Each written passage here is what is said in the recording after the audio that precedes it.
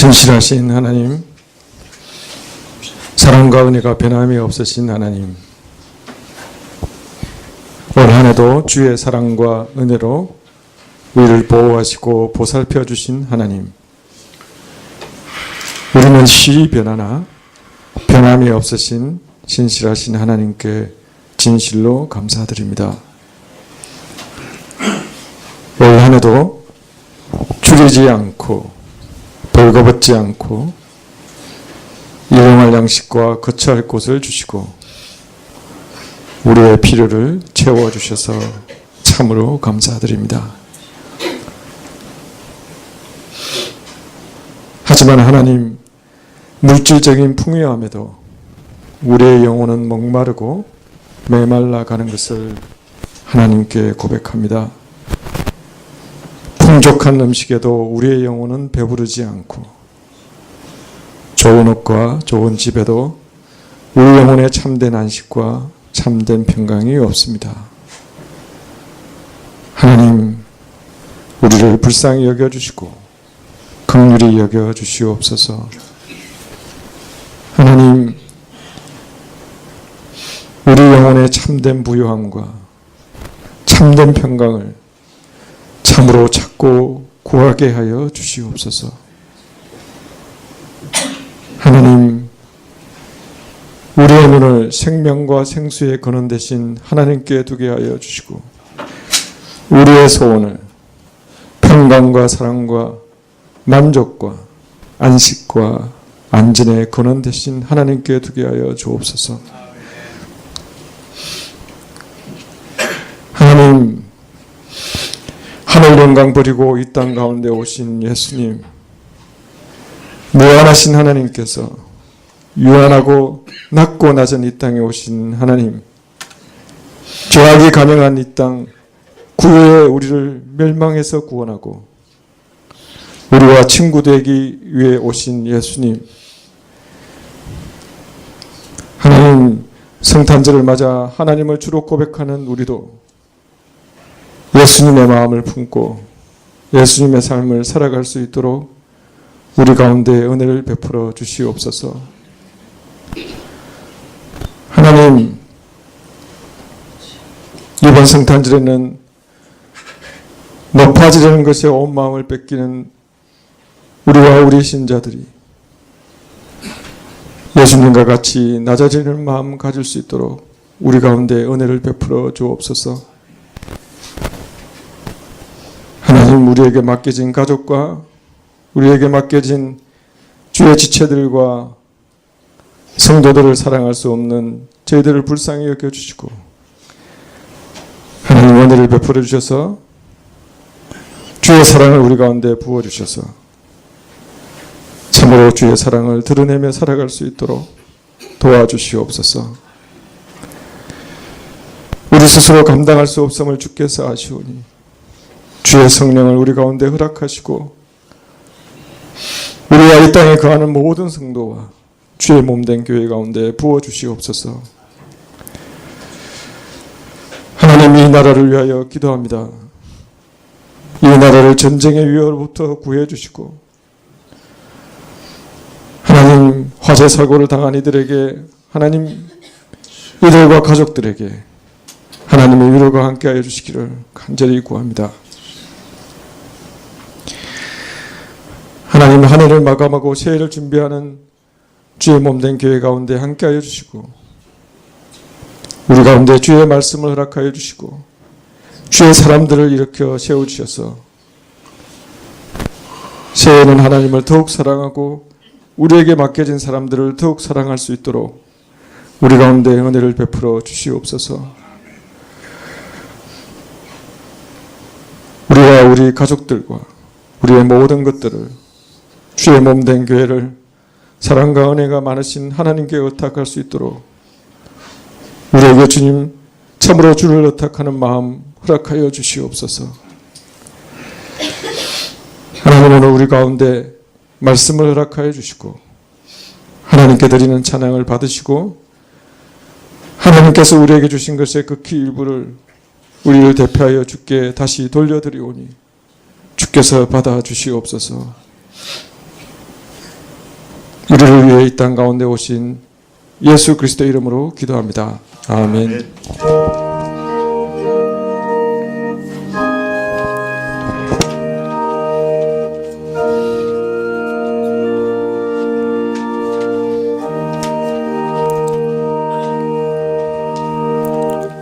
네, 말씀은 디모데후서 1장 13절과 14절입니다.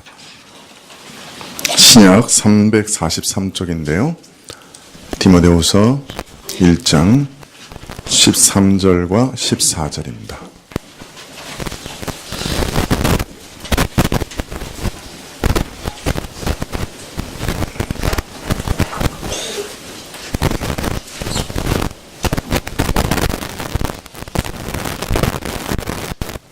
디모데후서 1장 13절 14절 제가 봉독해 드리겠습니다. 너는 그리스도 예수 안에 있는 믿음과 사랑으로서 내게 들은 바 바른 말을 본받아 지키고 우리 안에 거하시는 성령으로 말미암아 내게 부탁한 아름다운 것을 지키라.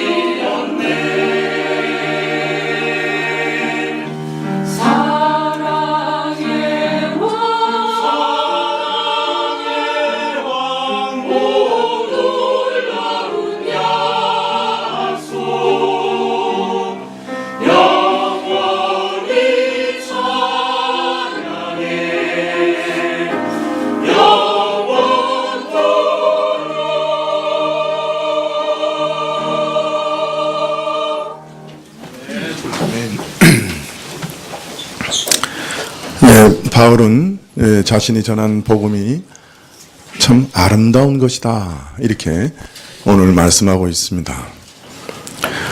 지난 시간에 왜 바울이 전한 복음이 아름다운 것인가? 그것은 하나님의 우리 인생을 향한 절절한 사랑이 복음 안에는 계시되어 있기 때문에 복음은 참 아름다운 것이다, 그렇게 말씀을 드렸는데요. 그런데 이 복음에는 하나님이 우리를 향하신 그 아름다운 사랑만 계시되어 있는 것은 아닙니다. 이 복음을 받은 사람들이 그 아름다운 사랑에 반응하는 우리 성도들의 사랑도 또 여기 계시되어 있습니다.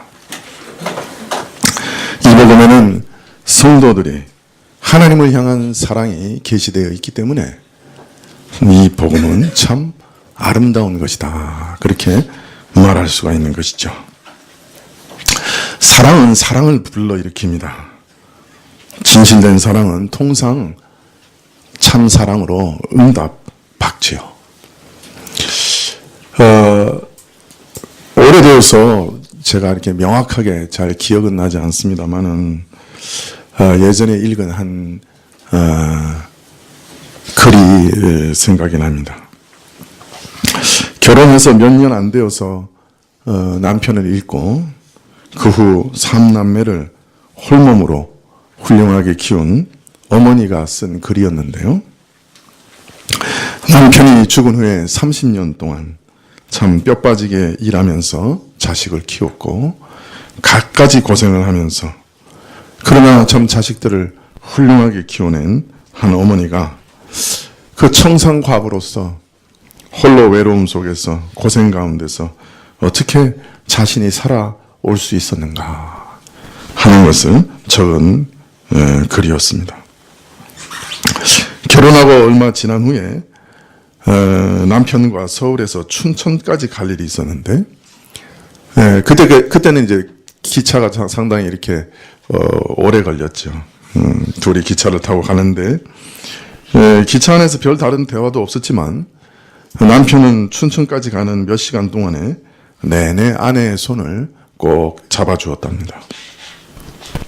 근데 그 남편의 손이 얼마나 손길이 따뜻했는지 아무 말 없이 자신의 손을 꼭 잡아주는 그 남편의 사랑이 참 따뜻했다고. 그래서 남편이 죽은 후 30년 동안 자신이 홀로 외롭고 어렵고 고통스럽고 밤을 지새우며 갖은 고생을 할 때도 그 따뜻했던 손만 생각하면 다시 살 힘이 솟았고, 그 묵묵히 잡아주던 그 따뜻한 손만 생각하면 살 용기가 났다, 그런 글을 읽은 적이 있습니다. 남편이 한 번 잡아준 그 손길, 그 사랑이 자신을 일평생 지탱하게 했다. 그가 남편을 잃고서 남은 자녀들과 살아가며 어려운 가운데 무너지지 않고 지탱할 수 있었던 비결은 바로 그 남편의 사랑이었다, 그렇게 고백하고 있습니다. 오래전에 읽은 글이라 참 그 대강의 내용만 생각이 나고 그 서정적이고 아름다웠던 묘사가 다 기억나지는 않습니다만은 참 오랫동안 마음에 남아있는 그런 글이었습니다. 사람이 마음으로부터 참 사랑을 느꼈을 때,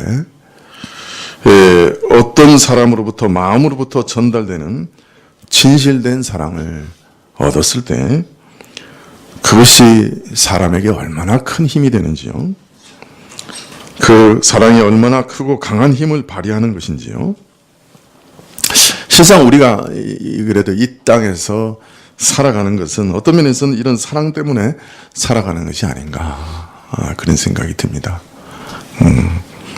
이런 사랑이 우리 삶을 지탱하는 것이지요. 사랑은 이처럼 사랑을 불러일으킵니다. 바울은 그리스도의 놀라운 사랑을 경험했지요. 그리고 이렇게 고백했습니다. 로마서 8장 35절에 누가 우리를 그리스도의 사랑에서 끊으리요? 누가 우리를 그리스도의 사랑에서 끊으리요? 환난이나 곤고나 기근이나 적신이나 위험이나 칼이랴. 내가 확신하노니 사망이나 생명이나 천사들이나 권세자들이나 현재일이나 장래일이나 능력이나 높음이나 깊음이나 다른 아무 피조물이라도 우리를 우리 주 그리스도 예수 안에 있는 하나님의 사랑에서 끊을 수 없으리라. 이 세상에 존재하는 그 어떤 것도 하나님의 사랑에서 나를 끊을 수 없다. 바울은 예수 그리스도를 원수로 여겼죠. 그가 전한 복음을 이 땅에서 깨끗하게 쓸어버리는 것이 그의 가장 큰 열망이었죠. 그래서 스데반 집사를 죽이고 교인을 잡아가두고 예루살렘에서 행한 일이 성이 차지 않아서 저 멀리 광야 건너편에 있는 다메섹, 요사이 다마스쿠스라고 하는 도시까지 찾아가서 신자들을 이잡듯이 잡아들이려고 혈기와 분노와 광기 가운데 광야를 건너가고 있었죠. 그런데 원수 중에도 원수인 자신을 그리스도께서 찾아오셨죠. 광야의 밝은 빛 가운데 그리스도는 바울을 만나 주셨죠. 얘야, 마치 가시도 친 채직을 발길로 차 스스로를 상하는 말과 같구나. 내 모습이 무엇인지 잘 알지 못하고 정신없이 날뛰는 것이 마치 그런 말과 같구나. 그리스도와 그 교회를 핍박하는 바울을 그리스도께서는 긍휼의 시선으로 보시며 만나 주셨죠. 주여, 네 신이 오니까 누구십니까? 하는 질문에 예수께서 자비와 긍휼의 음성으로 대답하십니다. 나는 내가 핍박하는 예수라. 바울은 그 예수님의 음성에서 자신을 대적하는 미친 자를 사랑하시는 긍휼의 사랑에서 참 충격을 받았습니다. 참 기이한 사랑을 느꼈습니다. 그 사랑에 매료되어서 일평생 온 아시아와 유럽을 뛰어다니며 복음을 전했습니다. 사랑은 사랑을 낳지요.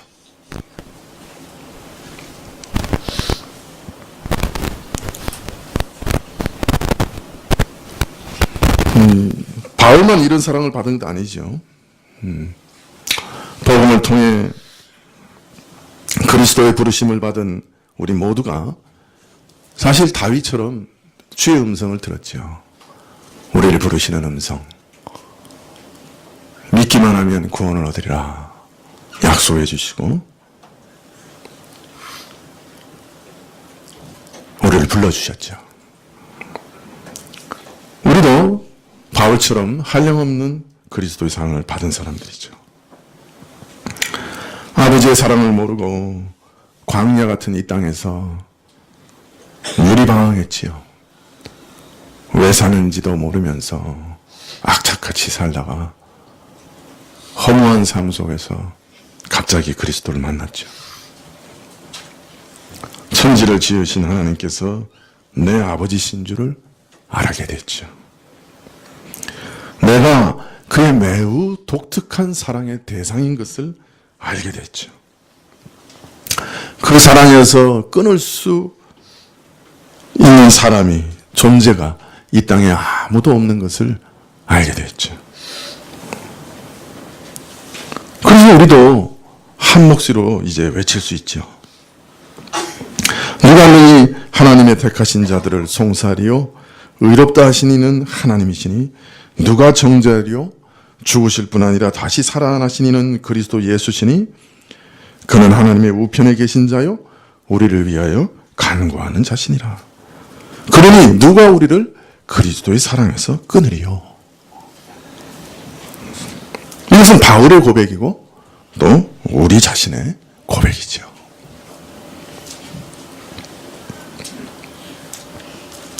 과부는 30년 전의 사랑을 평생 기억하고 사랑으로 응답하는 삶을 살았습니다. 나를 위해 십자가에서 자신을 내어주신 사랑을 이제 받았고 오늘도 우리를 위하여 하나님 우편에서 간구하시는 사랑을 받고 있으며 또 오늘도 우리를 위하여 성령 하나님을 보내서 우리를 섬기시는 사랑을 맛보고 사는 우리는 이 그리스도의 사랑에 어떻게 반응해야 할까요? 그 사랑에 반응하지 않을 수가 있겠습니까? 자, 이런 하나님의 사랑을 받은 사람들은 어떤 방식으로 이 사랑에 응답할까요? 네, 성경에서는 하나님의 이 사랑을 깨달은 자마다 사랑으로, 마음으로 주의 계명을 지키는 것으로 그 사랑에 응답한다. 그렇게 말씀하고 계세요. 그 사랑을 받은 사람은 마음으로, 사랑으로 하나님의 계명을 지키는 것으로 응답하게 된다. 네, 바로 그것을 가르치시는 것이 십계명입니다. 네, 우리가 십계명을 살펴보면 바로 그것을 가르치는 거예요. 사랑으로 응답하는 계명 순종을 가르치시는 것이 십계명입니다. 십계명에서 제일 주목해야 되는 것이 뭐라 그랬죠? 여러분 기억나시나요? 우리가 십계명을 볼 때 십계명에서 제일 주목해야 되는 건 뭐라 그랬어요? 하도 오래전에 배워서 다 잊어버리셨죠? 예. 그래서 목사가 밥 먹고 사는 겁니다. 그러면 다시 말씀드리죠. 십계명에 있어서 제일 중요한 것은 십계명의 서문입니다. 많은 분들은 서문을 그냥 넘어가 버리시는데요. 십계명에 들어가기 전에 서문이 정말 중요한 내용입니다. 한번 우리 살펴볼까요? 십계명이 어디 있죠? 출애굽기 20장에 있습니다. 예, 20장 3절부터 1계명이 나오는데요. 20장 2절에 십계명의 서문이 있어요. 한번 찾아서 읽어볼까요? 네. 출애굽기 20장입니다. 구약 112쪽이네요. 구약 112쪽, 네. 20장 2절. 네. 우리 한번 같이 읽어볼까요? 찾으신 분들은 시작. 나는 너를 애굽 땅 종되었던 집에서 인도하여 낸 너의 하나님 여호와로라. 십계명을 주시기 전에 이 십계명을 주시는 분이 누구냐 하는 것을 말씀하시는 것이 십계명의 서문이에요.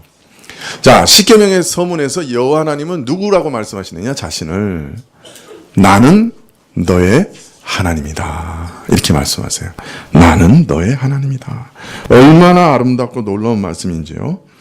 나는 너의 하나님이다. 나는 너희 이스라엘의 하나님 여호와라. 이 말씀의 뜻은 이스라엘은 하나님과 특별한 관계가 있는 존재라는 말입니다. 이 특별한 관계를 다른 곳에서는 나는 너의 하나님이 되고 너희는 나의 백성이 되리라 이렇게 말씀합니다. 그런데 같은 말이에요. 나는 너의 하나님이다 하는 말은 나는 너의 하나님이 되고 너희는 내 백성이 되리라 하는 말하고 똑같은 말이에요.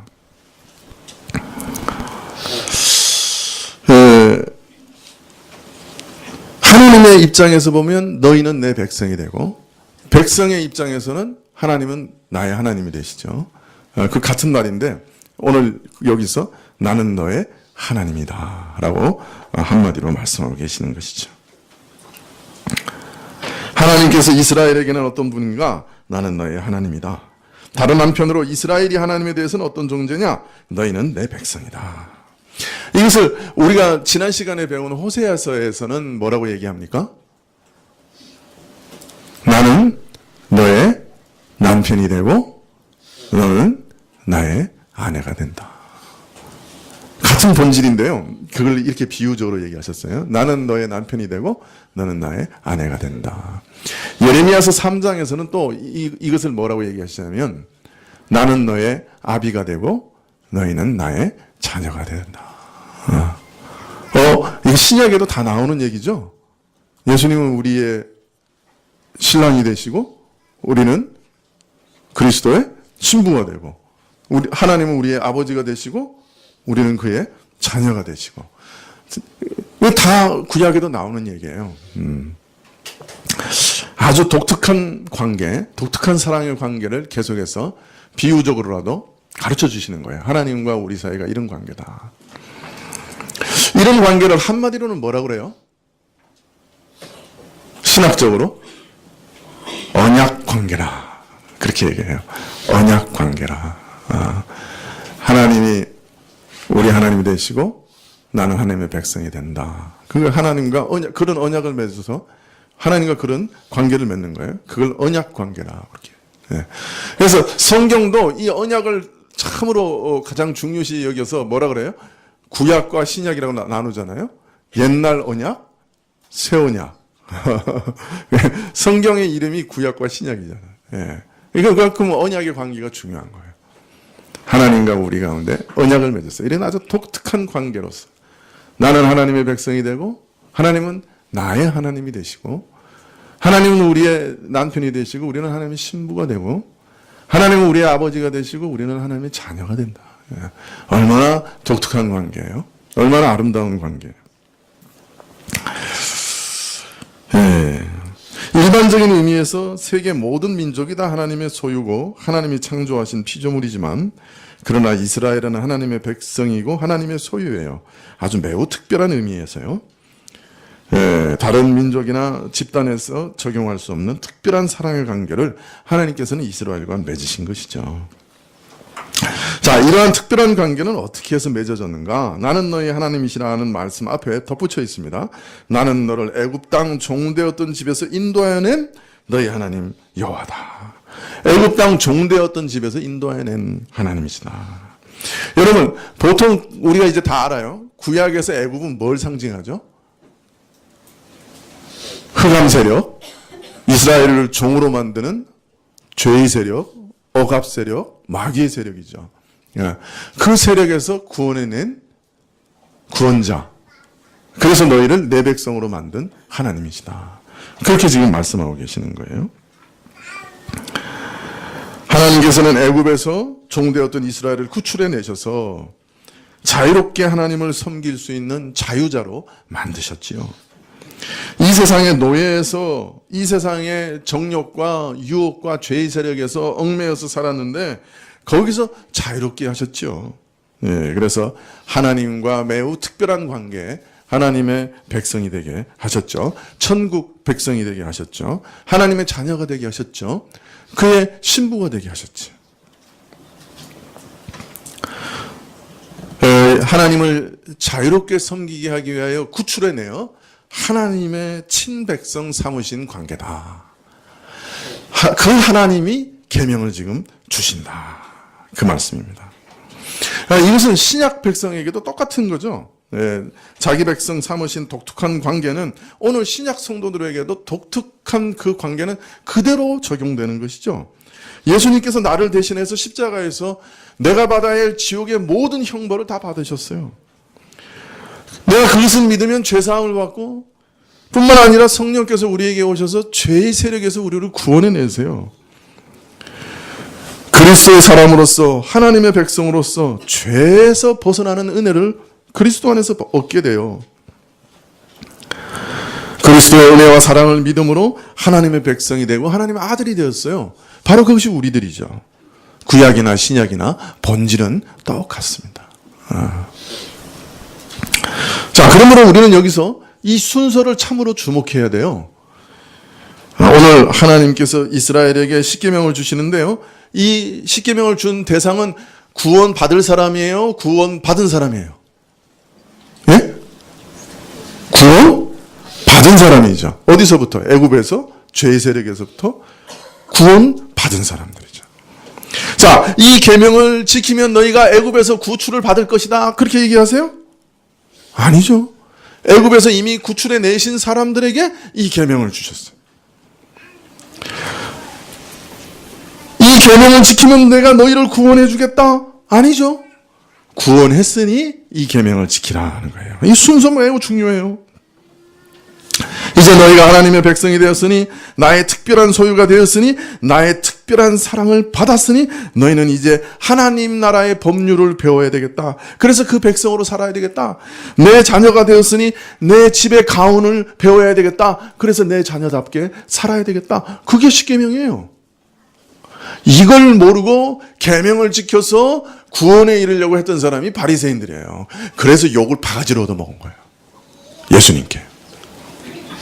순서를 거꾸로 했더니 천국과 지옥의 차이가 돼버렸어.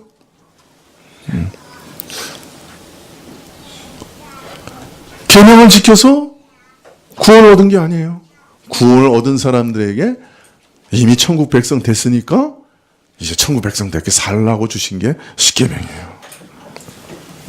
물론 이 십계명이 불신자들에게는, 아직 믿지 않는 자들에게는 자신이 얼마나 추악한 죄인인가 하는 것을 가르치는 역할을 합니다마는, 하나님께서 이 십계명을 주실 때 근본적인 목적은 신자들에게 신자답게 사는 법을 가르치시는 거였어요. 그래서 제1계명이 뭐예요? 너는 나 외에 다른 신들을 내게 있게 말지어다. 이게 뭐예요? 제일 먼저 나온 너에게는 다른 신을 절대로 두면 안 된다. 이게 무슨 뜻이에요? 이 앞에 서문과 연결하면 어떤 내용이 되는 거예요? 이건 배타적인 사랑의 관계를 선서하고 계시는 거예요. 나는 너 위에 다른 여자를 아내로 삼지 않겠어. 그러니 너도 다른 사람을 남편으로 삼지 마. 그 얘기 아니에요? 그래야 그래요. 내가 너에게 모든 걸 다 주었어. 그러니까 너도 이제 나에게 모든 것을 주는 게 합당치 않니? 그게 1계명이에요.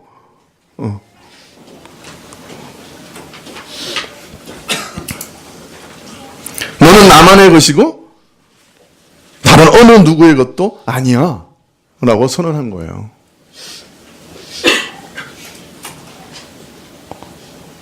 최근에 결혼 선서하신 분들 기억나죠? 그거예요. 사실 1계명이 바로 그거예요.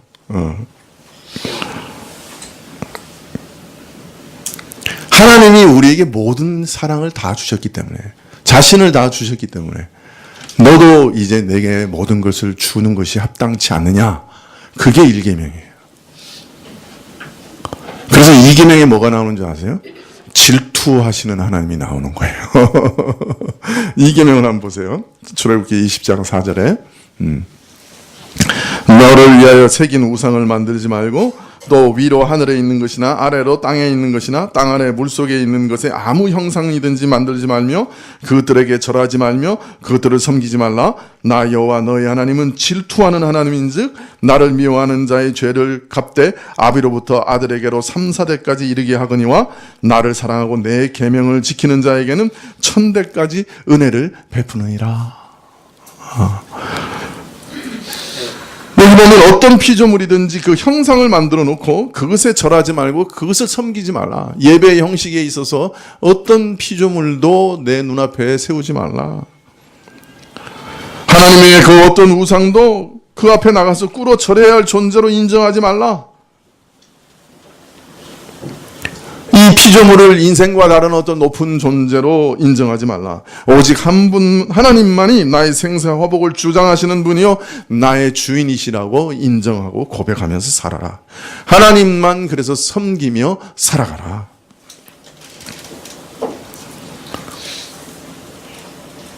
이게 2계명이죠. 하나님 한 분만 섬겨야 할 자로, 경외해야 할 자로, 예배드려야 할 자로,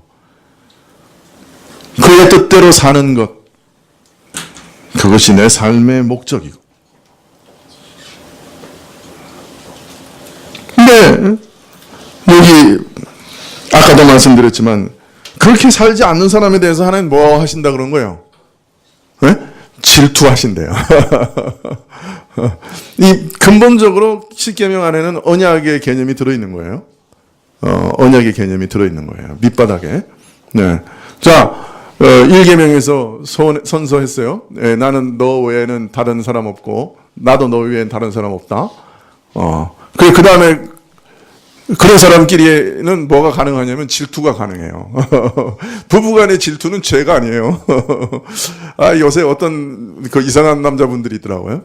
그 부하 직원하고 여자 직원하고 밥 먹고 저녁에 영화관까지 보면서 그걸 아내가 이상하다고 생각하면 이상하다고 생각하는 사람이 있어요.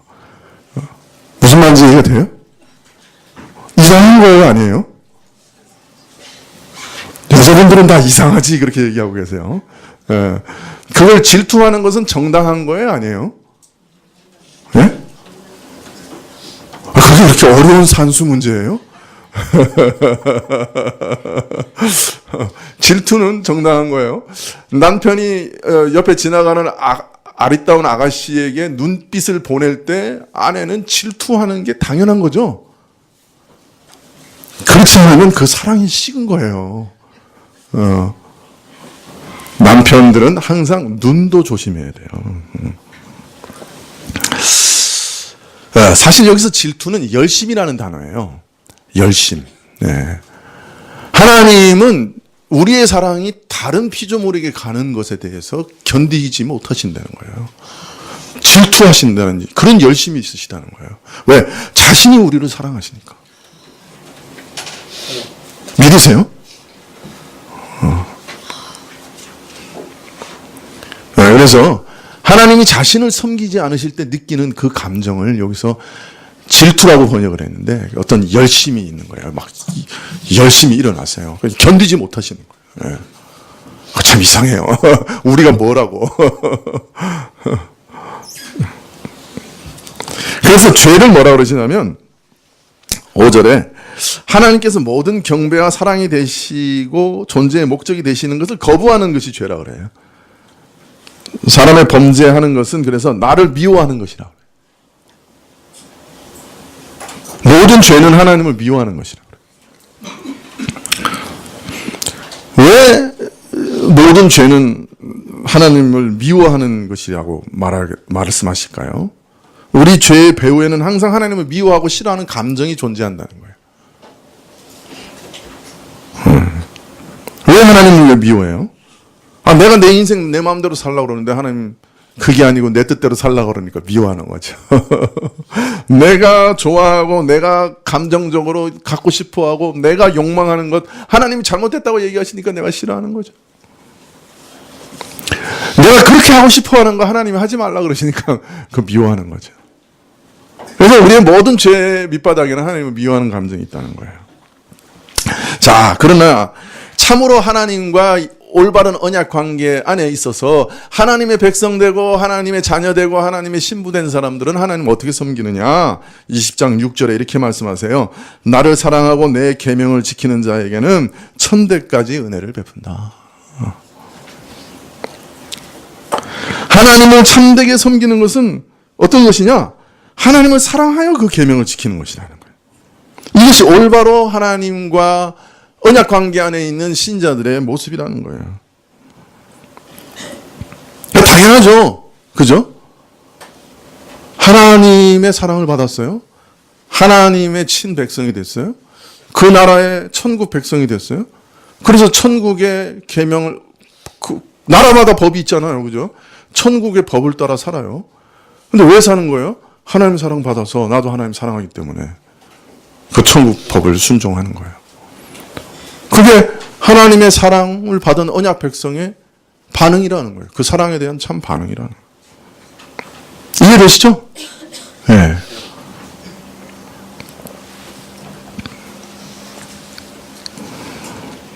하나님을 사랑하여 계명을 지키는 것이 올바로 하나님을 섬기는 방식입니다. 하나님을 사랑하여 그 말씀에 그 거룩한 계명에 순종하는 것이 하나님을 참되게 예배하고 섬기는 방식입니다. 계명을 지키되 하나님을 사랑하여서 지켜라. 여러분, 하나님을 사랑하여서 지키면 어떻게 될까요? 그 사랑은 어디서부터 시작되는 거예요? 사랑은 보통 어디서 시작돼요? 마음에서 시작되죠. 그렇기 때문에 계명도 어디서 지키게 되겠어요? 네? 마음에서 지키는 거예요. 하나님을 사랑해서 계명을 지키는 사람은 계명을 지킬 때 마음에서 지켜요. 행동으로만 지키는 게 아니에요. 여러분, 행동으로, 겉모양으로 아무리 지키는 척해도 소용이 없어요. 겉으로 순종은 바리새인이 잘했어요. 근데 바리새인은 겉으로 지켰지만 마음으로는 하나님으로부터 멀었어요. 하나님을 사랑하여서 그 계명 지킨 게 아니었어요. 하나님, 내가 요만큼 하면 하나님 대가 지불하시겠죠? 내 구원 내가 나한테 주겠죠? 그런 생각으로, 공로로, 부담으로, 짐으로 여겼어요. 그래서 예수님께서 마태복음 5장 20절에 이렇게 얘기하세요. 5장 20절에 내가 너희에게 이르노니 너희 의가 서기관과 바리새인보다 더 낫지 못하면 결단코 천국에 들어가지 못하리라. 내가 너희에게 이르노니 너희 의가 서기관과 바리새인보다 더 낫지 못하면 결단코 천국에 들어가지 못할 것이다. 이 말씀은 두 가지 의미가 있어요. 첫째로는 바리새인들은 예수님께서 주시는 그 거저 주시는 의를 거절했어요. 그리고 어찌하든지 자기들의 행위로 의를 얻어 천국에 들어가려고 했어요. 구원에 이르려고 했어요. 그러나 예수님이 주시는 구원을 거절하고 자신들의 노력과 선행으로 천국에 들어가려고 하는 자들은 불행하게도 결단코 천국에 들어갈 수 없어요. 하나님을 만족시킬 수 없어요. 두 번째로 이 말씀의 의미는 예수님의 구원의 은혜와 사랑을 받은 자들은 이제 예수님의 계명을 지키게 되는데 하나님의 자녀가 되었으니 하나님의 집 가훈을 지키는 게 당연하지요. 천국에 들어왔으니 천국 백성으로서 하나님 나라의 법을 지키는 게 당연하지요. 그래서 천국 백성은 바리새인들과 다르게 행위로만 계명을 지키는 것이 아니라 마음으로 지키게 된다는 거예요. 하나님의 구원의 은혜와 사랑에 대한 응답으로 하나님을 사랑하기 때문에 모든 계명을 마음으로 지키게 된다는 거예요. 그래서 이 말씀하신 다음에 바로 쭉 말씀하시는 게 뭐냐면 계명은 마음으로 지킨다 하는 의미, 말씀을 쭉 해요. 무슨 말인지 이해되시죠? 자, 천국 백성 너희가 다 되었으니 천국 백성으로 사는 것은 마음으로 계명을 지키는 거다. 그래서 마태복음 5장 21절에 옛사람이 말한 바 살인치 말라 하였으나 우리 보통 십계명에서 살인하지 말라 하는 말씀 들으면 도끼나 칼로 사람 그냥 죽이는 것 그것만 금하는 것으로 생각하지만 사람이 마음으로 사람을 미워하고 욕하고 노여워하는 것도 이미 살인하는 거야. 이게 올바른 계명 순종이야. 마음으로부터도 미워하지 않고 마음으로부터도 노여워하지 않는 것이 올바른 계명 순종이야. 또 간음하지 말라 하였나니 나는 너희에게 이르노니 여자를 보고 음욕을 품는 자마다 마음에 이미 간음하였다. 십계명에서 간음하지 말라 그랬어요. 그런데 사랑으로 그 계명을 지키는 사람은 마음으로부터 지키는 거예요. 마음으로부터 간음하지 않으려고, 여인을 보고 음욕을 품지 않으려고 하는 거예요. 나는 너에게 이르노니 악한 자를 대적하지 말라. 누구든지 내 오른뺨을 치거든 왼편을 돌려대며 또 너희를 송사하며 속옷을 가지라 하는 자는 겉옷을 또 가지게 하고 오리를 가자 하면 심리도 가게 하라. 이 말은 눈은 눈으로 이는 이로 갚으라 하였다는 것을 너희가 들었으나 그랬어요. 이거는 원래 형사 재판의, 그러니까 민사 재판의 방식이에요. 이스라엘에서 재판할 때 눈을 다치게 했으면 눈을 다치게 하고 이를 다치게 하면 이를 다치게 하는 거예요. 재판의 원칙이에요. 공의로운. 근데 그것을 사적인 원수갚음의 원칙으로 이스라엘은 이해했어요. 그런데 그런 이해도 잘못됐지만 너희는 어떻게 살아야 되느냐? 마음에 어떤 준비를 가지고 살아야 되느냐? 억울한 일을 당하여도 더 억울한 일을 당할 수 있다는 마음으로 살아야 된다. 진짜 오른뺨을 딱 맞으면 왼뺨 돌려대라고 하는 말씀이에요. 문자적으로. 그런 사람들이 있어요. 딱 맞으면 이쪽도 때려줘. 그거 말씀하시는 거 아니에요. 예수님도 뺨 맞으셨어요. 그런데 한쪽 뺨 또 때려달라고 부탁하신 적 없어요. 바울도 뺨 맞았어요. 대제사장한테 욕한다고. 이쪽도 때려줘. 그렇게 얘기 안 했어요. 이 말은 어떤 의미예요? 억울한 일을 당해도 더 억울한 일을 당할 수 있다는 자세로 살아라. 그런 마음으로 살아가란 말이에요. 우리는 억울한 일을 딱 참은 다음에 여기까지는 참아. 그러나 한 번 더 해봐. 내가 가만 놔두나. 그렇게 살아갑니다. 그러나 그렇게 살아가지 말라는 거예요. 6장에 가면 모든 선을 행할 때 기도와 구제와 금식 모든 선을 행할 때 오직 하나님만 의식해서 하나님을 사랑하는 마음으로 하라는 거예요. 다른 사람의 칭찬이나 다른 사람의 어떤 눈을 의식하지 말라는 거예요. 7장에 가면 더 어려운 얘기 하세요. 비판을 받지 아니하고는 비판하지 말라. 나는 이게 제일 어려운 것 같아요. 순종하기가. 악한 것, 죄된 것을 분별하여 악에 물들지 말아야 하지만 악하고 죄된 것을 내가 재판장의 자리에 앉아서 심판하지 마라. 정죄하지 마라. 저 나쁜 놈 하고 정죄하지 마라. 우리 민족은 이 말씀 지키면 살아나요. 이 말씀 안 지켜서 망할 거예요. 우리 민족이 망한다면. 온 세상이 서로 정죄하느라고 정신이 하나도 없어요. 남 잘못하는 것만 들춰내서 그냥 악을 쓰면서 난리를 펴요.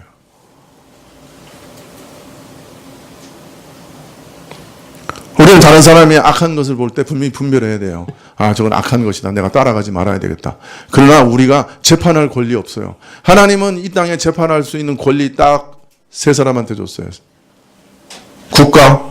국가에게 재판하는 권리를 줬어요. 교회에서 범죄하는 자들 재판하는 권리를 줬어요. 가족, 아버지가 그 가족 내에서 재판할 권리를 가지고 있어요.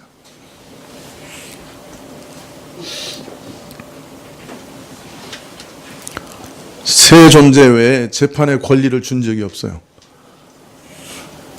내가 어떤 사람을 정죄하면 그거는 내가 하나님의 자리에 앉겠다는 거예요.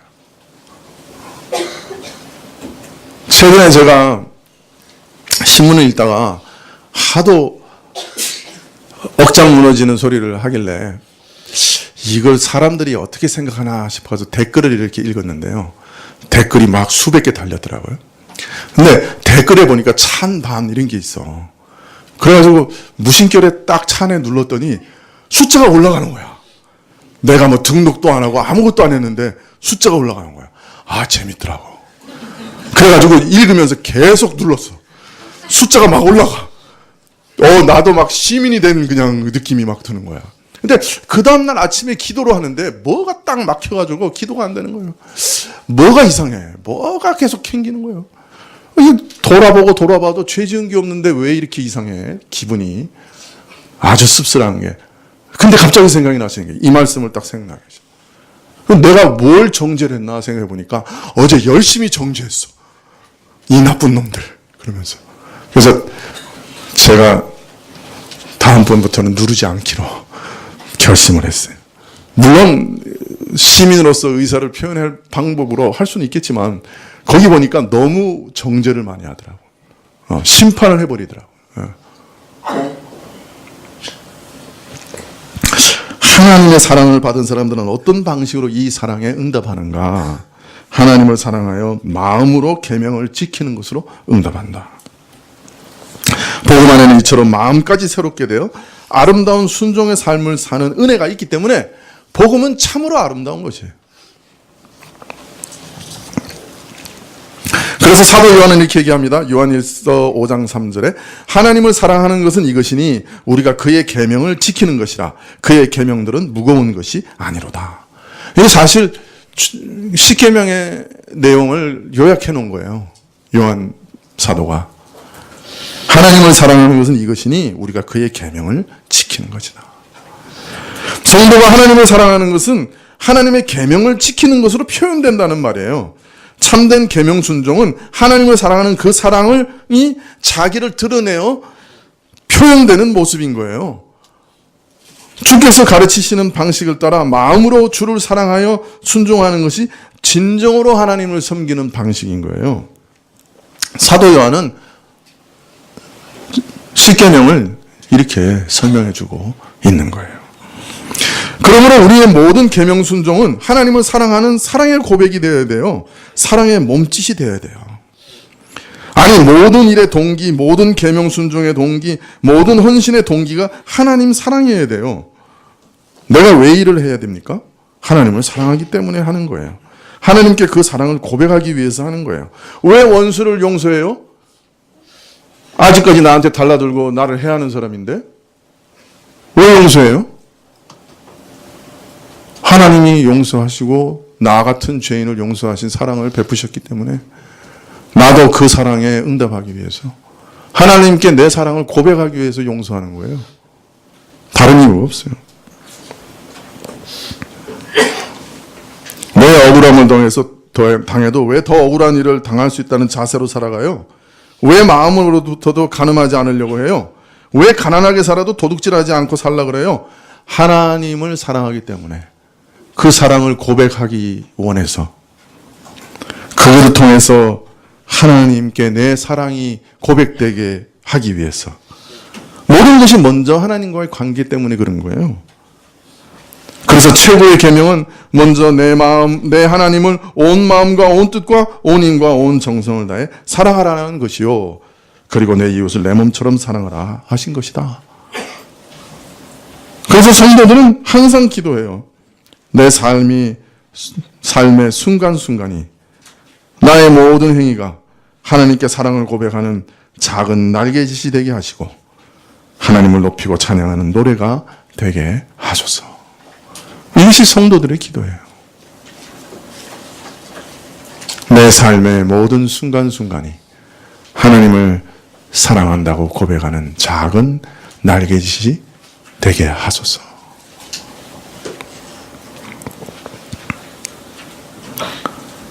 여러분, 복음 안에는 이런 아름다운 삶이, 신자들의 아름다운 삶이 있기 때문에 복음은 아름다운 것이에요.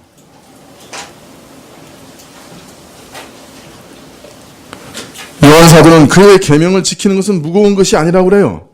내 안에 거하시는 성령께서 끊임없이 주의 사랑을 일깨워 주십니다.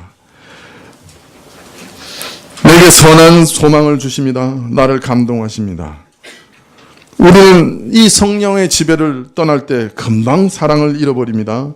옛사람의 욕심을 따라 살아가지요. 그러나 성령께서 우리를 격려하십니다. 끝까지 버리지 않으십니다. 범죄한 이후에도 회개케 하시고 다시금 용서의 사랑으로 이끌어 가십니다. 우리는 이런 성령님을 의지하며 날마다 살아갑니다. 사랑을 고백하게 하시는 은혜와 능력도 성령이 주시는 줄 알고 항상 성령을 의지하며 살아갑니다. 성령이 이끄시는 대로 나를 맡기며 살아갑니다. 복음 안에는 새로운 삶이 있기 때문에 복음은 아름다운 것입니다.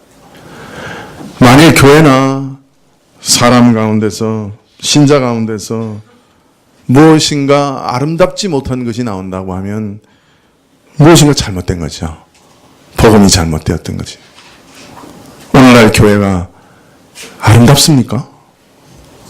그렇지 않은 것은 제가 생각에는 복음이 잘못됐기 때문에 아름답지 않다고 생각해요. 복음이 올바로 전해지고 올바로 복음이 우리 마음에 세워지면 아름다워요. 교회도 아름답고 신자도 아름다워요. 여러분들 다 아름다운 신자들 되시기를 축원합니다. 기도하시겠습니다.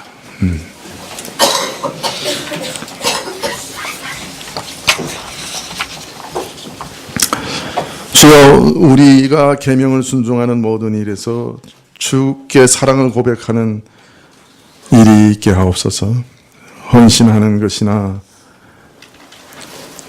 주께 헌물을 드리는 것이나 시간을 드리는 것이나 그 모든 일에서 주를 사랑함으로 그 사랑을 고백하는 방편으로 그 일을 하게 하옵소서. 이 사회에서 살아가면 다른 모든 사람을 섬길 때에도 하나님을 사랑하는 고백의 방편으로 이웃을 섬기게 하옵소서. 우리 삶의 순간순간이 하나님을 사랑하는 고백이 되게 하시고 주님을 사랑하는 작은 날개짓이 되게 하옵소서. 예수님의 이름으로 기도합나이다. 아멘.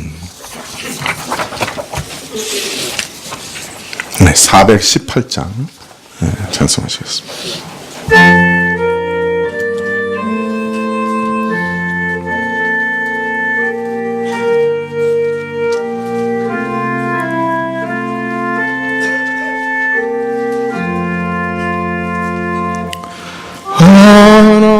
하나님 사랑은 온전한 참 사랑, 내 마음에 부어주시사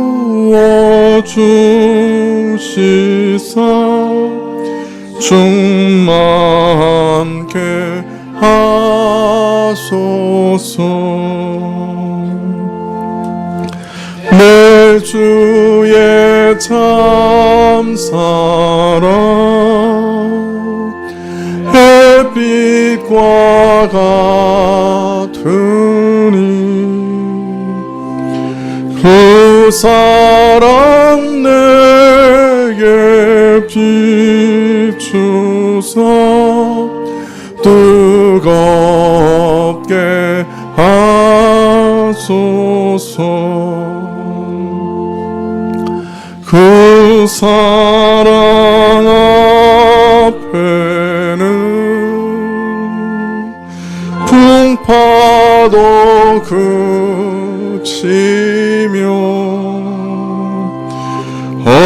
어두운 밤도 와나니 그 힘이 크도다.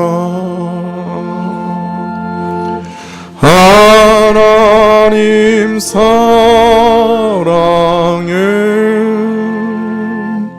천자유있으니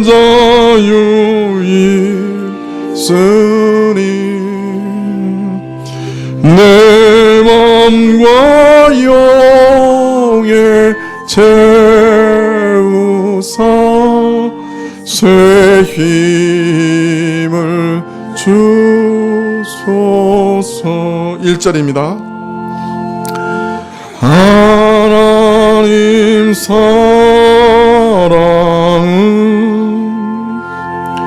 온전한 참사랑 내 맘에 부어 주시사 충만케 하소서. 내 주의 참사랑 햇빛과 같으니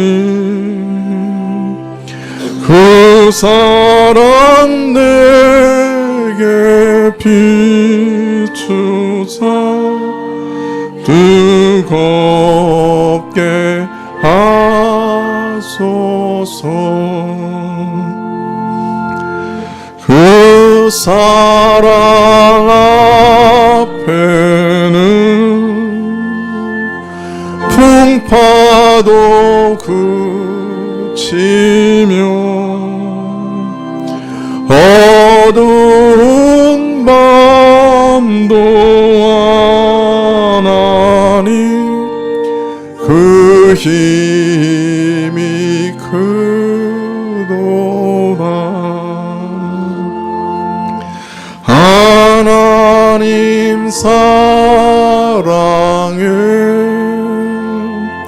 참자유있으니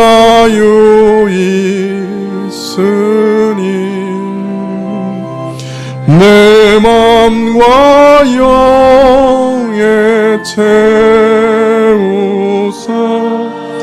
새 힘을 주소서.